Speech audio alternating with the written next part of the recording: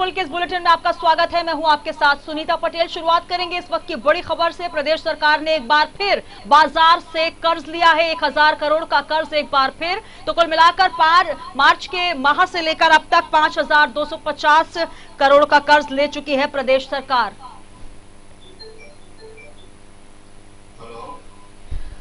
तो भोपाल से बड़ी खबर, प्रदेश सरकार ने फिर लिया बाजार से कर्ज। सरकार ने अब तक 5250 करोड़ रुपए का कर्ज लिया है।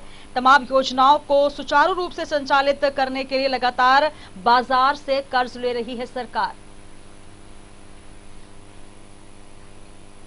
और हमारे साथ स्टेट हेड राजेश सक्सेना जी जुड़ चुके हैं। राजेश जी, जिस प्रकार से अगर बात की जाए पूर्ववर्ती सरकार और अभी की सरकार जो है कुल मिलाकर कर्ज लेने के मोड में ही अभी तक नजर आ रही है। पहले भी जब कमलनाथ की सरकार थी तभी भी ये कहा जा रहा था कि लगातार कर्ज लेने की जरूरत पड़ रही है क्योंकि सरकार का खजाना खाली है। अब फिर एक बार मार्च से अभी तक का आंकड़ा देखा जाए तो प्रदेश सरकार ने 5250 करोड़ का कर्ज जो है वो ले चुकी है। तो कुल मिलाकर अब जो बोझ है वो सरकार पर बढ़ता नजर आ रहा है। किस प्रकार से देखेंगे इसे? देखिए, सच्चाई है कि देश की जो वित्तीय स्थिति है वो हमारे जो लगातार खजाना खाली है ये आती रही है। वाकई वो स्थिति प्रदेश सरकार के वित्त की है। पूर्ववर्ती सरकार कमलनाथ सरकार भी लगातार उसने बाजार से कर्ज लिया और जब शिवराज सरकार मार्च में बनी जी। तो उसने भी तब से लेकर मार्च से लेकर अभी तक 5250 करोड़ रुपए का कर्ज ले लिया है।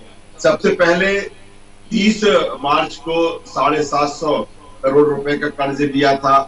इसके बाद अप्रैल में 500 करोड़ रुपए का कर्ज लिया। मई महीना ही छूटा। जून में 2000 करोड़ रुपए का कर्ज ले लिया गया। 500 करोड़ दो बार और 1000 करोड़, ऐसे 2000 करोड़ रुपए का कर्ज जून में लिया गया। जुलाई में 1000 रुपए का कर्ज लिया गया और अब अगस्त यानी 5 अगस्त, आज 6 अगस्त है, कल 1000 करोड़ रुपए का कर्ज और लिया है। ये कर्ज 15 सालों के लिए है। सरकार 15 सालों में ये चुकाएगी और इस तरह कुल 5250 करोड़ रुपए का कर्ज सरकार, यानी मार्च में सरकार बनी थी शिवराज सरकार, और अभी तक 5250 करोड़ रुपए का कर्ज ले चुकी है। जिस तरह से जो विकास योजनाएं हैं, जो जन कल्याणकारी योजनाएं हैं, उनको पूरा करने के लिए सरकार ने कर्ज लिया है। जाहिर सी बात है, जब वित्त की स्थिति सही नहीं है, खजाना खाली है और राजस्व आ नहीं रहा है, क्योंकि जब से नई सरकार बनी है और कोरोना संकट लगातार बढ़ा हुआ है, ऐसे में वो तमाम राजस्व के जो साधन है सरकार, जिससे सबसे ज्यादा राजस्व सरकार को मिलता है, चाहे हम परिवहन की हम बात कर लें या फिर हम आबकारी की बात कर लें, शराब ठेकों की जिस तरह से स्थिति है कि लॉकडाउन के चलते शराब दुकानें खुल ही नहीं पा रही हैं और इसके चलते जिस तरह से ठेकेदारों ने भी सरेंडर किया, फिर सरकार से बातचीत हुई, उसके बाद फिर दुकानें खुली गई, लेकिन जो राजस्व आना चाहिए, सबसे ज्यादा राजस्व शराब से आता है, आबकारी से आता है, वो राजस्व नहीं आ रहा है। दूसरी तरफ अगर हम रेत ठेकों की बात करें तो उससे भी स्थिति, क्योंकि जो मानसून जब सीजन होता है तो केंद्रीय जो वन और पर्यावरण मंत्रालय है वो इस पर रोक लगा देता है। जो इसके लिए अवसर भी हुए थे वो भी लगभग कैंसिल है।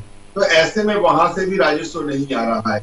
इसी तरह अन्य जो राजस्व आता था वो सरकार के पास नहीं आ रहा है।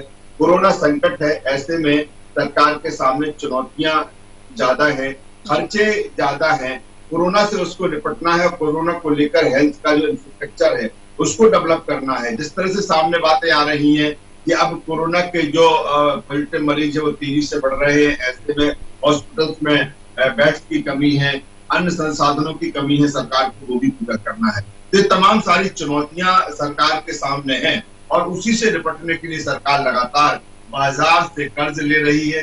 जाहिर सी बात है, कर्ज लेने से सरकार पर बोझ जरूर बढ़ेगा, लेकिन अभी जो वर्तमान परिस्थितियां हैं, तात्कालिक रूप से जिस तरह से सरकार को अभी इनकी व्यवस्थाएं बनाना है, तो उसके चलते लाजमी है सरकार को बाजार से कर्ज लेना या अन्य संसाधनों से कर्ज लेना, और उसी के तहत सरकार कर्ज ले रही है।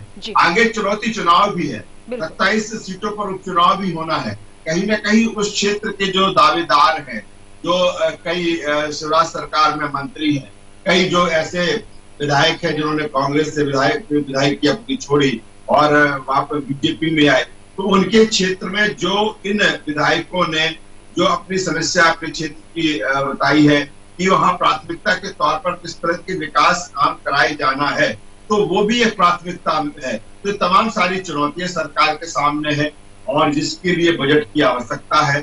सरकार की वित्त की स्थिति ठीक नहीं है, इसीलिए बाजार से लगातार सरकार कर्ज ले रही है। बिल्कुल राजेश जी, जिस प्रकार से हमने बात की कि लगातार सरकार के सामने चुनौतियां बहुत ज्यादा हैं और जैसा कि हमने देखा कि सरकार बनी भी चुनौतीपूर्ण परिस्थितियों में है और शुरुआती दौर से ही चुनौतियों का सामना करना पड़ रहा है। अगर बात की जाए पूर्ववर्ती सरकार लगातार ये कहती आई है कि हमें केंद्र से मदद नहीं मिलती और पहले की सरकार खजाना खाली छोड़कर गई है, इसलिए हमें कर्ज लेना पड़ रहा है। लेकिन अब केंद्र और राज्य में एक ही सरकार है, तो आखिर क्यों बाजारों से इतना कर्ज लेना पड़ रहा है? क्या केंद्र सरकार की तरफ से वो मदद मुहैया नहीं हो पा रही? देखिए सुनीता, केंद्र और राज्य का भी एक संघीय ढांचा है और उसी के अनुसार केंद्र की जो राशि है वो राज्य को मिलती है। खासतौर पर ऐसे प्रोजेक्ट जो केंद्र की मदद से संचालित होते हैं या फिर ऐसे प्रोजेक्ट जो केंद्र में जिसकी हिस्सेदारी ज्यादा होती है, उसमें जो राज्य सरकार है उसकी हिस्सेदारी कम होती है। लेकिन जिस तरह से कोरोना का संक्रमण बढ़ा हुआ है, ऐसे में वो तमाम विकास के कार्यों में कहीं न कहीं जो कटौती, राशि की कटौती है, वो केंद्र की तरफ से भी हुई है, क्योंकि केंद्र भी एक बड़ी लड़ाई कोरोना को लेकर लड़ रहा है, क्योंकि बड़ी समस्या पूरे देश में कोरोना को लेकर है। ऐसे में जाहिर सी बात है कि अब जो संघीय ढांचा है या केंद्र और राज्य के बीच में वित्त की जो स्थिति है, वो जो केंद्र से जो या फंड राज्यों के लिए आता है, कहीं ना कहीं वो गति उसमें नहीं है, वो फंड अभी उस हिसाब से जारी नहीं किया जा रहा है और यही कारण है कि जो वित्त की स्थिति है वो गड़बड़ाई हुई है मध्य प्रदेश सरकार की। लेकिन कई ऐसे प्रोजेक्ट हैं जिस पर केंद्र की मदद मिलती है, केंद्र की राशि मिलती है, लेकिन कई ऐसे हैं जो राज्य को अपने हिसाब से उनको मैनेज करना पड़ता है। तमाम सारे विकास कार्य जो राज्य की मदद से चलते हैं उनको मैनेज करना पड़ता है। तो ऐसे में ही सरकार के सामने चुनौती रही है और यही कारण है कि लगातार ऐसा कोई अगर मई का महीना छोड़ दिया जाए, जब से शिवराज सरकार बनी है, हर महीने कर्ज दिया जा रहा है। 7 बार अभी तक कर्ज दिया जा चुका है। मार्च से शुरू हुआ था, मार्च, अप्रैल, मई छोड़ दें, जून में 4 बार कर्ज लिया गया, जुलाई में 1 बार कर्ज लिया गया और अभी 5 अगस्त है, आज 6 अगस्त है, तो 1000 कर्ज का और 1000 करोड़ रुपए का कर्ज और लिया है। तो कुल मिलाकर सरकार को जो प्राथमिकता है उनको पूरा करना है और इस समय चुनौतियां ज्यादा हैं और यही कारण है कि वित्त की आवश्यकता भी है और इसीलिए सरकार लगातार कर्ज ले रही है। सरकार को यह उम्मीद होगी, ये भरोसा होगा, जब सब चीजें नॉर्मल हो जाएंगी, सामान्य हो जाएंगी, तो जो राजस्व जिससे मिलता है बहुत बड़ी मात्रा में सरकार को, वो राजस्व आएगा और उससे फिर जो कर्ज लिया जा रहा है उसको चुकाएगा। बिल्कुल, तो चुनौतियां बहुत है और यही वजह है कि सरकार को लगातार कर्ज लेने की जरूरत पड़ रही है। जिस प्रकार से वैश्विक महामारी को भी झेलता हुआ केंद्र और प्रदेश नजर आ रहा है और तमाम ऐसी चुनौतियां हैं जिनको पूरी करने के लिए बाजार से कर्ज लेना भी जरूरी है। लेकिन सबसे महत्वपूर्ण बात यह भी है कि क्या जो सरकार की जेब पर बोझ पड़ा है, जनता पर उसका कितना असर पड़ेगा, ये सबसे गंभीर मुद्दा। बहुत शुक्रिया राजेश जी हमारे साथ जुड़ने के लिए। तो 5250 करोड़ रुपए अब तक का कर्ज मार्च महीने से सरकार ले चुकी है। लगातार जो व्यवस्थाएं हैं, जो कामकाज सुचारू रूप से चलाना है, उसको देखते हुए लगातार सरकार को कर्ज लेना पड़ रहा है। 5250 करोड़ रुपए अब तक प्रदेश के खाते में कर्ज